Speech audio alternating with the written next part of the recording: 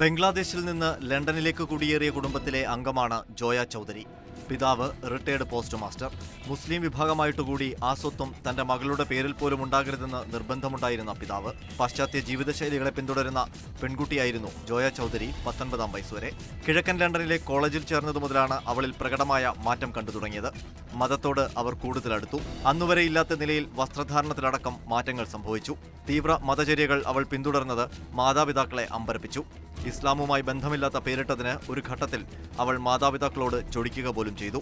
ഇതിനിടയിലാണ് ഇന്റർനെറ്റിലൂടെ ജോൺ ജോർജിലാസ് എന്ന യുവാവിനെ പരിചയപ്പെടുന്നത്. ഇസ്ലാം മതത്തിലേക്ക് പരിവർത്തനം ചെയ്ത അമേരിക്കക്കാരനായിരുന്നു അയാൾ. യഹ്യ അബു ഹസൻ എന്ന പേരിലാണ് അറിയപ്പെടുന്നത്. വീട്ടുകാരുടെ എതിർപ്പ് അവഗണിച്ച് ഇരുവരും വിവാഹിതരായി. എന്നാൽ തീവ്ര ഇസ്ലാമിക കാഴ്ചപ്പാടുകൾ വെച്ചു പുലർത്തുന്ന ആൾ എന്നതിനപ്പുറം ഭീകരപ്രസ്ഥാനങ്ങളുമായി അടുത്ത ബന്ധം പുലർത്തുന്ന ആളായിരുന്നു യഹ്യ.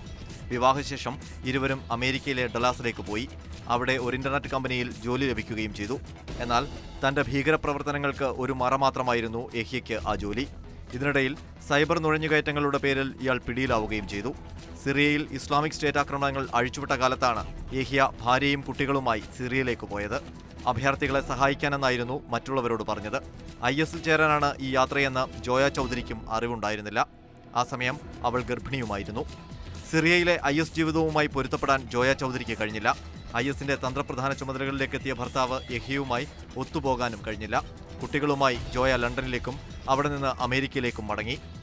അധികം വൈകാതെ US കോടതി വഴി യഹ്യയുമായുള്ള വിവാഹ ജീവിതം അവസാനിപ്പിക്കുകയും ചെയ്തു. എന്നാൽ ലോകം ആശങ്കയോടെ കാണുന്ന IS ഭീകരന്മാരിൽ ഒരാളാണ് യഹ്യ ഇന്ന്. പടിഞ്ഞാറൻ രാജ്യങ്ങളിൽ നിന്ന് ISലേക്ക് യുവാക്കളെ റിക്രൂട്ട് ചെയ്യുന്നതിലും നയപരമായ നിലപാടുകൾ സ്വീകരിക്കുന്ന കാര്യത്തിലും നിർണായകമായ ചുമതലകളാണ് ഇയാൾ ISൽ വഹിക്കുന്നത്.